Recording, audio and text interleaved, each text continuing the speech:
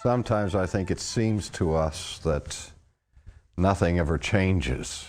We feel like we're in a personal rut and that our lives just repeat a certain sameness over and over again. But that is not reality. The reality is that we do change, and that we change every single day of our lives. But most of the changes that we undergo are superficial. We add some weight, we reduce, and so on. But changes in our personality, in the very direction of our lives, are for the most part gradual and almost imperceptible. But I think every one of us has experienced crisis moments in our lives that have radically altered the direction of our personalities and of our careers. If you think back over your life, you will be able to identify, I'm sure, a handful of crisis experiences, crisis moments that forever afterwards changed the course of your life. But when I think over my own life, I always go back to a moment in the year 1958. It took place in the dead of winter during my years in college. I was lying in bed one night, and it was close to midnight, and my body was tired. I'd had a big day, but I couldn't get to sleep. I remember turning my head from one side of the pillow to the other side, trying to find a way that I would be able to drift off into peaceful slumber, but I couldn't do it. My mind was racing, and I had this overwhelming urge to get up out of bed and leave the building where I was staying. And so I swung my legs out over the bed, and I got into my clothes, and I went out into the night. And it was a bitter cold night. I remember it vividly. It had snowed the entire day, long into the evening. But by now, nearing midnight, the skies had cleared. There was a full moon. The stars were bright in the heavens. And it was one of those ghostly moments in a country, rural setting after a fresh snowfall, where the night was silent and still, and we had this beautiful blanket of snow across the fields and hanging from the limbs of the trees. And I began to make my way up the street in this little college town in New Wilmington, Pennsylvania. No one else was out, and there was this eerie silence, and I was left alone with my thoughts. I could hear the ice crunching under my feet as I was walking up the street, and I made my way deliberately to the college chapel. Now, if you can visualize it, the college chapel was adjacent to the chief administration building of the college that was called Old Main. And Old Main was adorned with this huge tower, and in the tower there was this large clock like Big Ben, and every 15 minutes the chimes from that clock would reverberate clear across the quadrangle of the central portion of that campus. And as I was walking toward the chapel, it was so quiet, and it was almost exactly midnight, that I could hear the gears in the mechanism of the clock shift and change and sort of clunk together before the chimes rang at midnight. And then following the chimes, there was the striking of the hour. And it was always my custom in those days, because I could hear those hours being chimed even as far away as I was staying. And I would lie in bed and I would listen to the chimes and count them every time to make sure that the clock was correct. But this night, it happened to be exactly midnight as I approached the front entrance to the chapel. And I counted the striking of the chimes to the number 12. And then I opened the front door of the chapel, and it was a huge oak arched doorway into a Gothic mini cathedral, if you will. And as I walked in that door, hearing every sound that the door made as I opened it, the creaking door, it was spooky. Because normally when we'd walk into the chapel, we'd be going in there with hundreds and a couple of thousand students at the same time milling about, and all of those sounds would be muffled by clothing and footsteps and people having conversation. But this night, every single sound was accentuated by the silence. And I walked in there, and the door closed behind me, and I was thrown into utter darkness. I had to stand in the foyer of the chapel to allow my eyes to adjust to the darkness, because the only light was that light from the moon that was kind of seeping through the stained glass windows. And I waited a few moments and then began to walk down the center aisle of the chapel. And have you ever been in a church at night that is adorned with stained glass windows? In the daylight, each one of those windows acts as something as a prism, and the illumination and refulgence of the light that comes makes the stained glass window a spectacle of unspeakable beauty. But at night, when the light is almost non-existent, what you see standing out on the lights are the lead portions that separate the panes in the windows. And that's what I remember as I walked in there. It was frightening. And I carefully went down the center aisle, and my footsteps sounded like hobnail boots of German soldiers marching on cobblestone streets. I could hear them reverberating throughout the chapel. And finally, I reached the front of the chapel, and there was a rug on the chancel stairs. And I knelt at that place. And the first sensation that I had was a sensation of a foreboding loneliness. I sensed that I was absolutely alone. And then almost in an instant, I was overcome by the sense of another presence. It was almost tactile.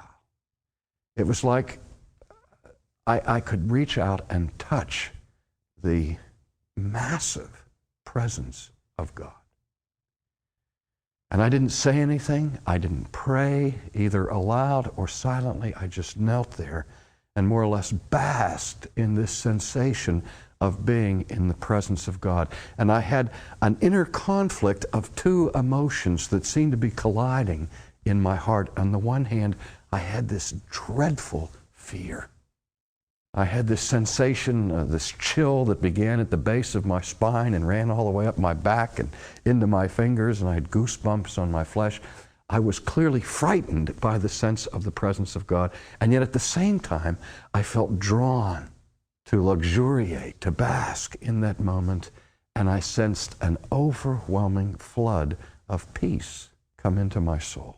And it was one of those experiences that I wanted to continue forever. I didn't want to move. I just wanted to stay there in quiet, peaceful ecstasy.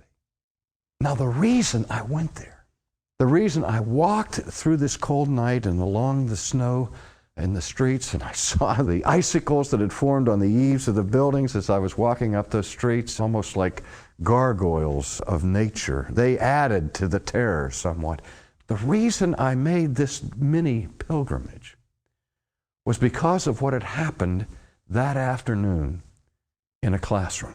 I had been a Christian for a little over a year, and my conversion to Christ was, up until this evening, obviously the most dramatic changing point in my life.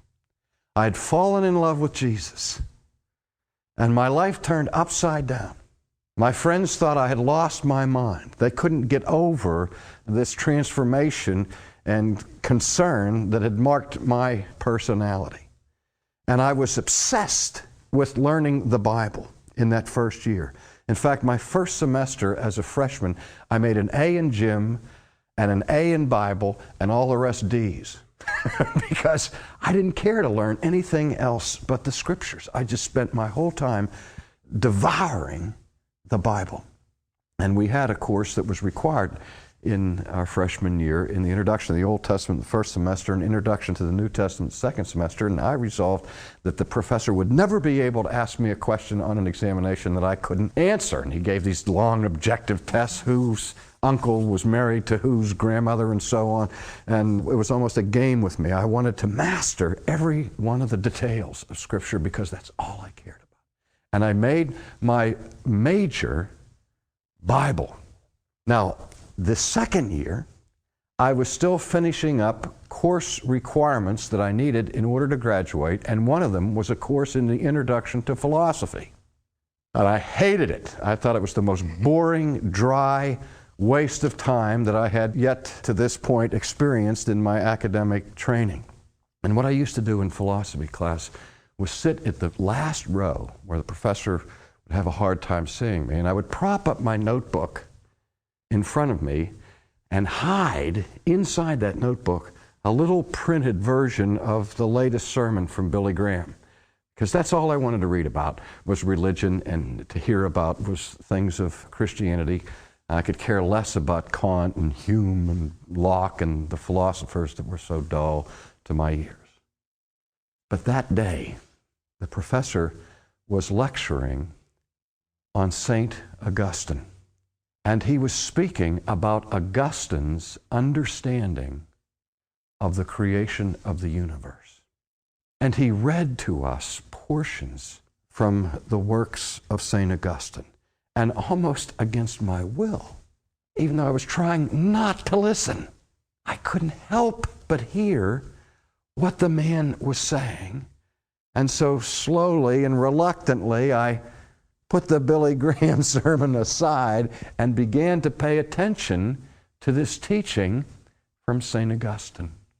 And Augustine was talking about the transcendent power of God by which he could bring an entire universe into being by the sheer force of his command. He was describing what Augustine called the divine imperative or the divine fiat, that powerful command by which God could say simply, "Let there be light," and the lights would come on.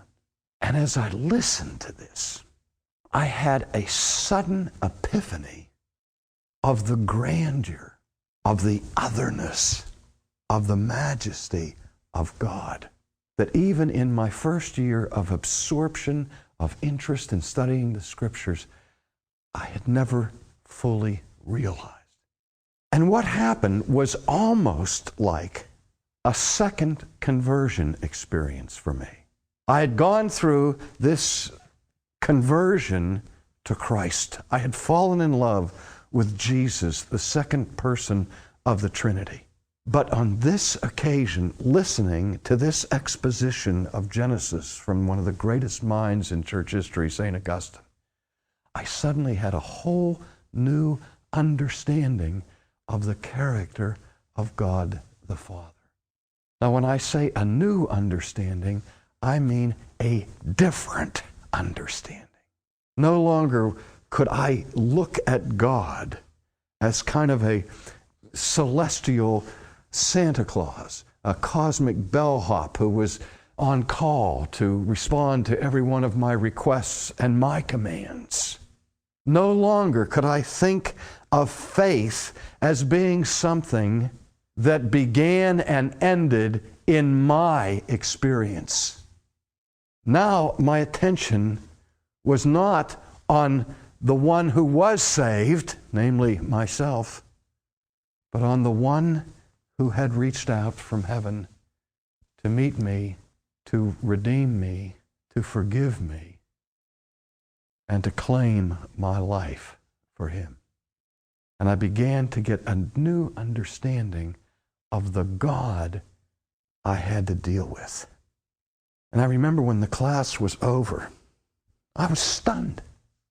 I didn't say anything to the professor. I didn't say anything to my friends in the class. I walked out of the room, not in a spirit of excitement, but in a sober sense almost of reservation.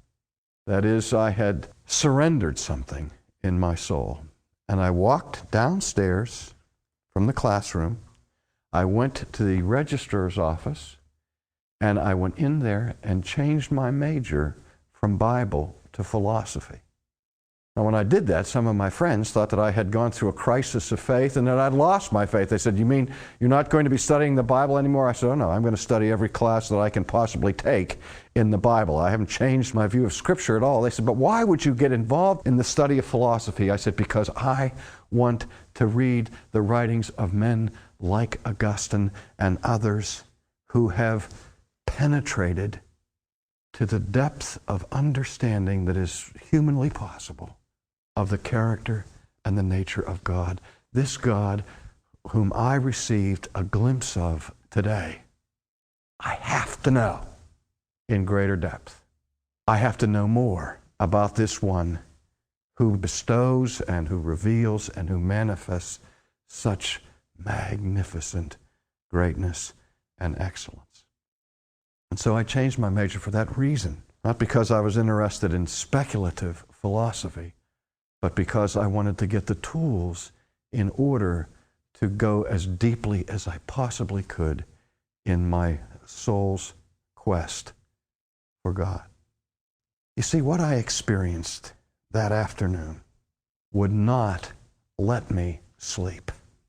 It wasn't enough for me to think about it. It wasn't enough for me to study it. I didn't want simply an abstract understanding of ideas. What now I wanted more than anything else was to meet this God alone.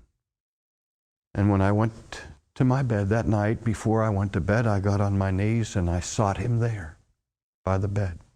But it wasn't enough.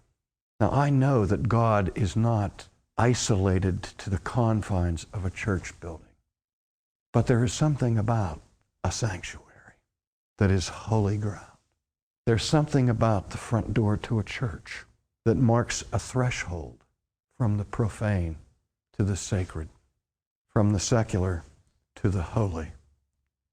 Even in Israel, in the tabernacle and the temple, there was a place within that sanctuary that was called the holy place. And even the holy place was separated by this massive veil from the inner sanctum that was called the Sanctus Sanctorum, the Holy of Holies, where only the high priest could go. And that only after elaborate rituals of ceremonial cleansing, and then only once a year. I was looking for a place like that. And that's why I had to get out of bed. And that's why I had to walk through the cold and through the snow to go to that chapel. Again, not because I believed that was the only place God was present, but in there somehow I found a refuge, a haven, a sanctuary where I could be still and know that he was God. And I was not disappointed. That private and personal experience that I had in that chapel was a life-changing experience for me. And it was the beginning of a lifelong pursuit of the holiness of God.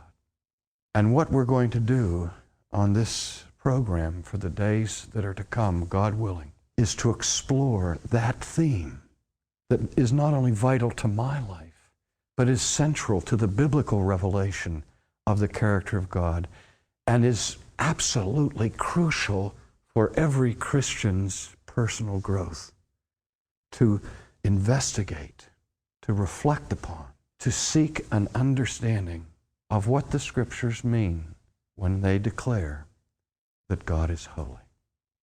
It is my desire with each of these programs to have a few moments of reflection at the end, to look for possible personal and practical applications for the material that we have covered.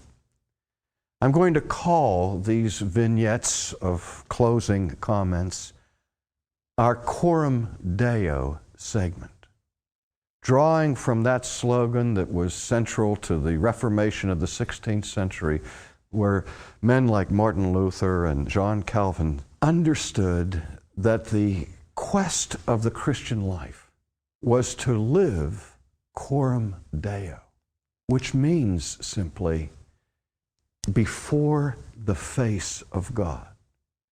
To understand that all of our life is to be lived with an awareness that we are living in His presence and that we are living under His authority and that we are to live to His glory.